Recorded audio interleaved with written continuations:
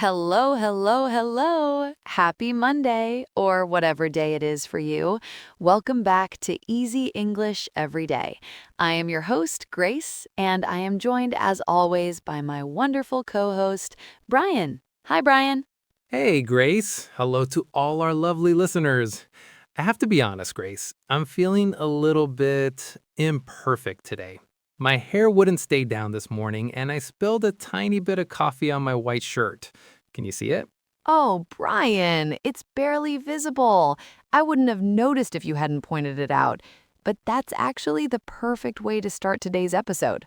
Because we're talking about perfectionism, right? Exactly. Today, we are diving deep into the world of perfectionism.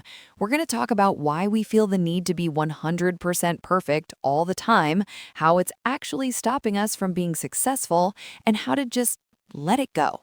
Let It Go sounds like a song from a certain movie, doesn't it? Don't start singing, Bryan. We want people to keep listening to the podcast. Ouch. See? That's my perfectionism being hurt right there. But seriously, listeners, if you are in your 20s or 30s, you probably feel a lot of pressure. Pressure to have the perfect career, the perfect social life, and of course, perfect English. That's a big one. We see it in the comments on our YouTube channel at Grace Bryan Easy English all the time. People say, Grace, I'm too scared to speak because my grammar isn't perfect. Or, Bryan, I hate my accent because it doesn't sound like a native speaker. It breaks my heart, Grace, because while they're waiting to be quote unquote perfect, they're missing out on the joy of actually using the language. Exactly. So before we get into the heavy stuff, let's explain a few words we'll be using today. Bryan, what does it mean to dive deep into something? Good question. To dive deep means to examine a subject very thoroughly. Like a diver going deep into the ocean to see what's at the bottom, we are going to look at the bottom of why we feel this way.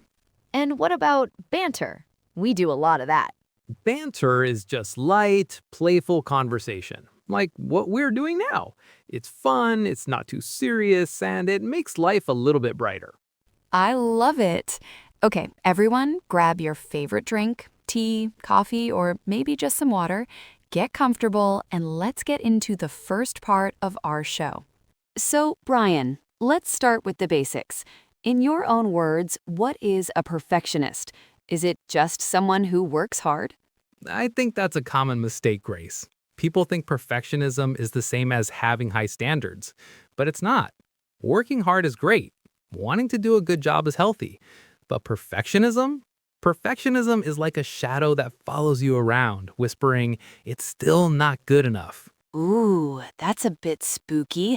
The shadow. It really is. A perfectionist doesn't just want to do well, they feel that their self-worth depends on being perfect. Let's stop there. Self-worth, that's a B2 level word. Listeners, your self-worth is how you value yourself. It's your internal sense of being good enough. Right. So for a perfectionist, if they make a mistake, they don't just think, oh, I made a mistake. They think, I am a failure as a person.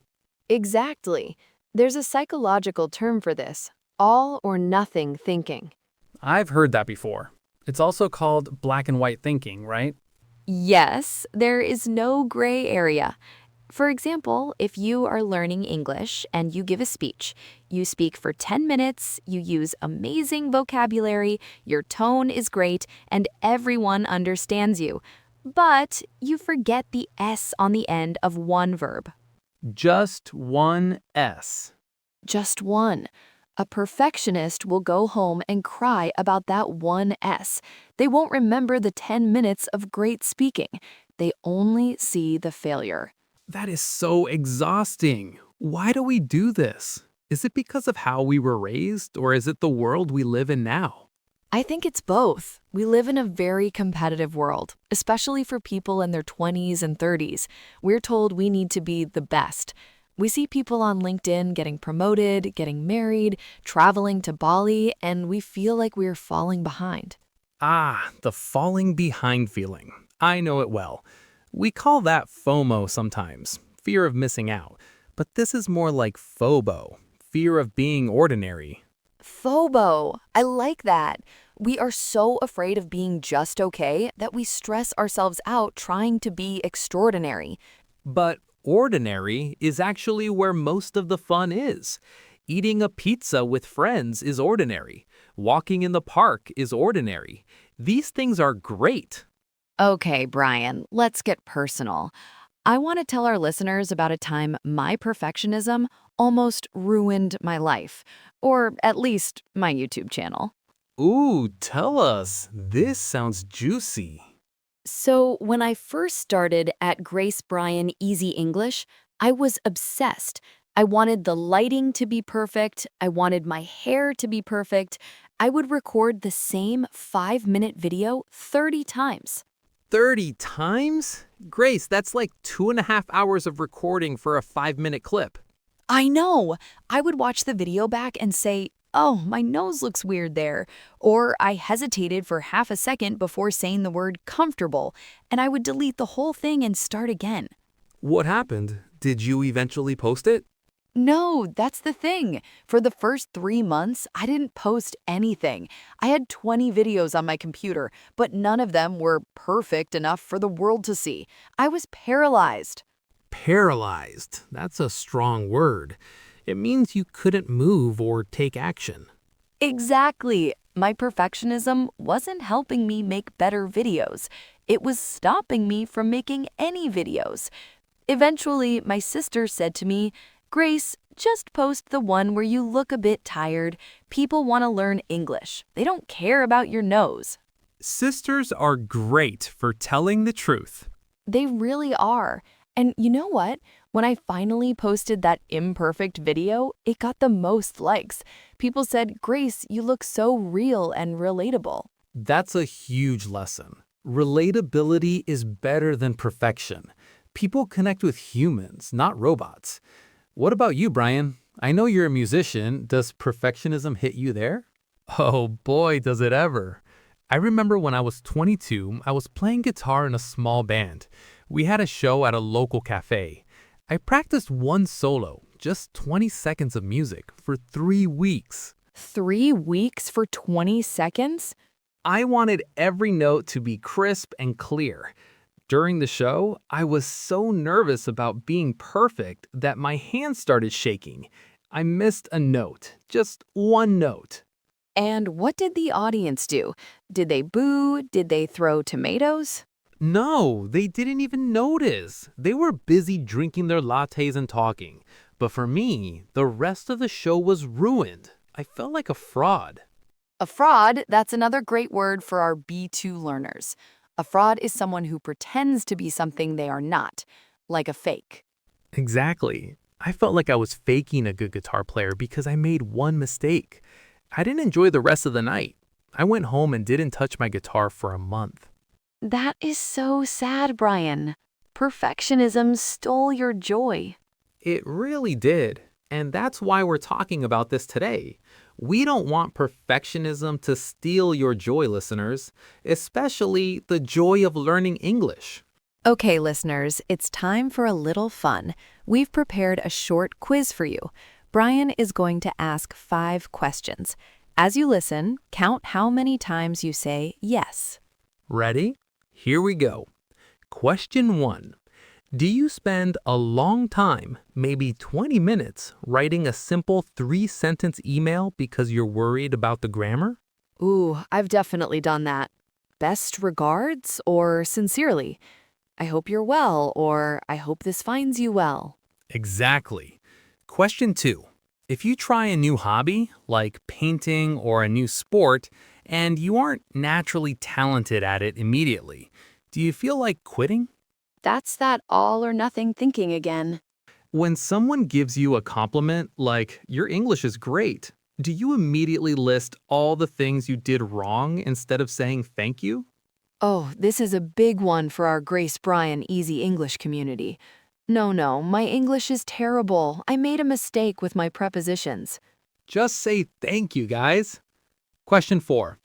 Do you find it hard to delegate tasks at work or at home because you think, if I want it done right, I have to do it myself? To delegate. That means to give a task to someone else. Perfectionists hate delegating. And finally, question 5. Do you lie awake at night thinking about a mistake you made 5 years ago? Only every Tuesday night, Bryan. Okay, listeners, if you said yes to 3 or more of those, congratulations. You are a perfectionist. Welcome to the club. It's a very stressful club, but we have nice notebooks. We do have the best notebooks, don't we? Everything has to be organized. Let's talk specifically about English. Since this is Easy English Every Day, we want to help you with your language journey. Bryan, why is being a perfectionist actually bad for your English level? Well, Grace, there is a concept in language learning called the affective filter. That sounds very academic. Explain it for us. Imagine you have a filter in your brain. When you are happy, relaxed, and confident, the filter is low.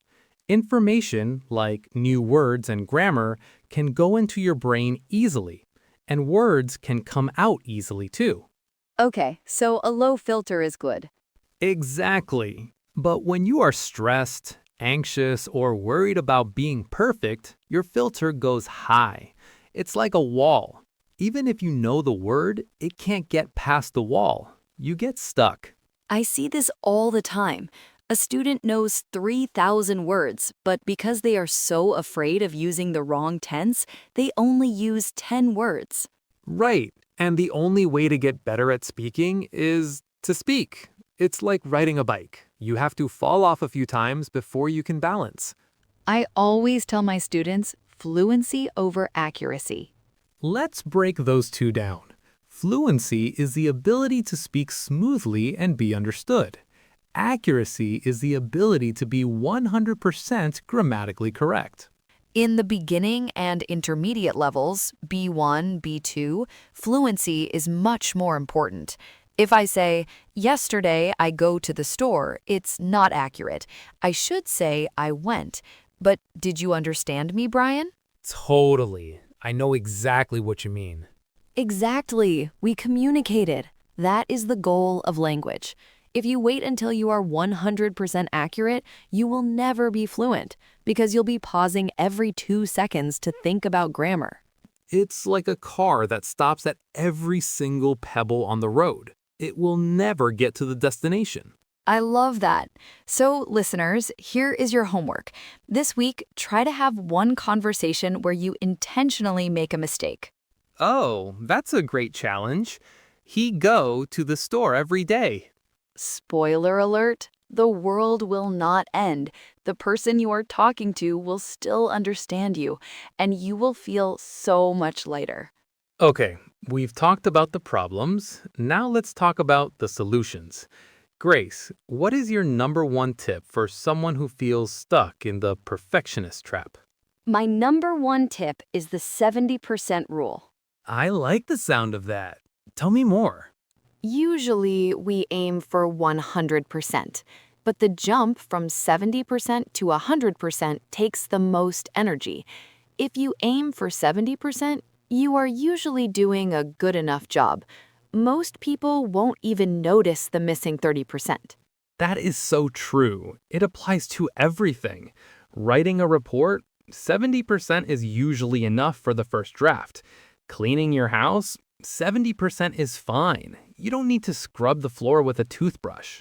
Exactly. My second tip is to change your self-talk. Self-talk, that's the voice in our heads, right? Yes, instead of saying, I'm so stupid for forgetting that word, try saying, I'm proud of myself for trying to use a difficult word. Be your own best friend, not your own worst critic. I always think about how we talk to children. If a child is learning to walk and they fall down, we don't say, you're a failure, you'll never walk. We say, great job, you almost had it, try again. Why don't we do that for ourselves? We are still learning to walk in many areas of our lives, our careers, our relationships, and our English. My third tip is the 5-minute rule. If you are procrastinating, putting something off because you want it to be perfect, tell yourself you will only work on it for 5 minutes. Just 5 minutes? Yep, it's hard to be perfect in 5 minutes. It lowers the pressure. Usually, once you start, you realize it's not as scary as you thought, and you keep going. That's a great one. I use that for the gym. I say, I'll just go for 5 minutes. Then once I'm there, I think, well, I might as well stay for 30. And my final tip, celebrate the small wins. Yes, if you understood 50% of this podcast today, that is a win. If you learned one new word like delegating or self-worth, that is a win. Don't wait until you're a CEO or a native speaker to be happy. Be happy now. Before we wrap up, it's time for our vocabulary lab. Let's review some of the best phrases from today's episode. I'll start. Number 1, to hit home. We said this earlier when a story feels very personal or true to you. Bryan's story about the guitar really hit home for me. To be paralyzed. To be unable to move or make a decision because of fear or stress. I was paralyzed by the idea of making a mistake. Number 3, a highlight reel. This is something we see on social media, a collection of only the best, most perfect parts of someone's life. Remember, nobody's real life is a highlight reel. Number 4, to delegate. This is a great professional word. It means to give a task or a responsibility to another person. A good manager knows how to delegate. And number 5, good enough. This is your new favorite phrase. It means that something is sufficient even if it's not perfect. My English is good enough to make friends. I love those. Listeners, try to use one of these words in the comments below. We read every single one. Well, Bryan, I think this episode was 70% perfect. Which means it was 100% good enough. Thank you all so much for listening to Easy English Every Day. We hope this episode helped you feel a little bit less stressed and a little bit more confident. Don't forget to visit our YouTube channel at Grace Bryan Easy English for more videos, scripts, and tips. Hit that subscribe button and join our community of perfectly imperfect English learners. And remember our tagline. What is it, Bryan? Easy English every day, because learning a language doesn't have to be hard, and it certainly doesn't have to be perfect. See you in the next episode. Bye-bye.